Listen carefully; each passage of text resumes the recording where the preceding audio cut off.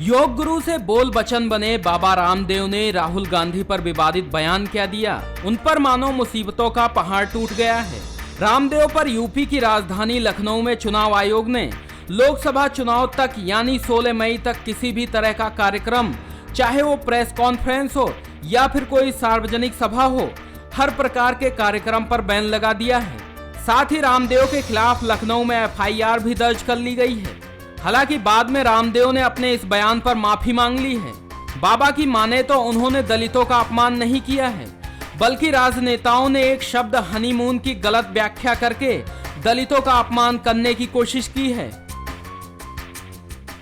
Honeymoon period is over politically बहुत बार use होता है, और मैंने जब राहुल गांधी के संदर्भ में इस शब्द का प्रयोग किया कि वो पिकनिक के लिए, सैर सपाटे के लिए जाता, फोटो सेशन के लिए जाता है, और उसी संदर्भ में मैंने इसका प्रयोग किया एक पॉलिटिकली संदर्भ में।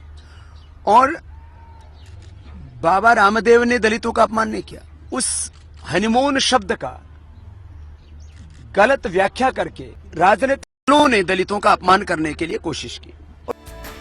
रामदेव ने माफी तो मांग ली है, लेकिन राहुल और दलितों के खिलाफ दिए बयान पर रामदेव को तमाम राजनीतिक दलों के नेताओं का आलोचना का शिकार होना पड़ा है। नेताओं की माने तो रामदेव की यह बयानबाजी माफी के लायक नहीं है। इस तरह का बयान नहीं देना चाहिए और उन्होंने खेद प्रकट कर लिया है, इसलिए इस चैप्टर को क्लोज कर देना चाहिए। भाजपा ने बाबा रामदेव के इस घिनौने और घटिया पर अभी तक कोई टिप्पणी तक नहीं की।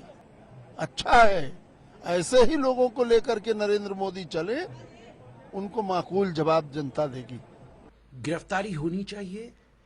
मायावती जी ने बिल्कुल ठीक कहा है, सारे दलित भाइयों की बेइज्जती है और माफी मांगने का कोई मतलब नहीं है।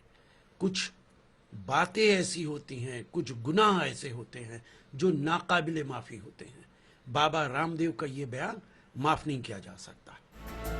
रामदेव के लिए राहत की बात यह है कि यूपी के दूसरे हिस्सों में वो कार्यक्रम कर सकते हैं। लेकिन आप सोच रहे होंगे कि आखिर रामदेव ने ऐसा कौन सा बयान दे दिया कि राजनीतिक गलियारों में इतनी हलचल मच गई। चलिए एक बार फिर आपको सुनवाते हैं रामदेव का वो बयान जिसमें उन्होंने राहुल पर आपत्तिजनक बोल बोले थे।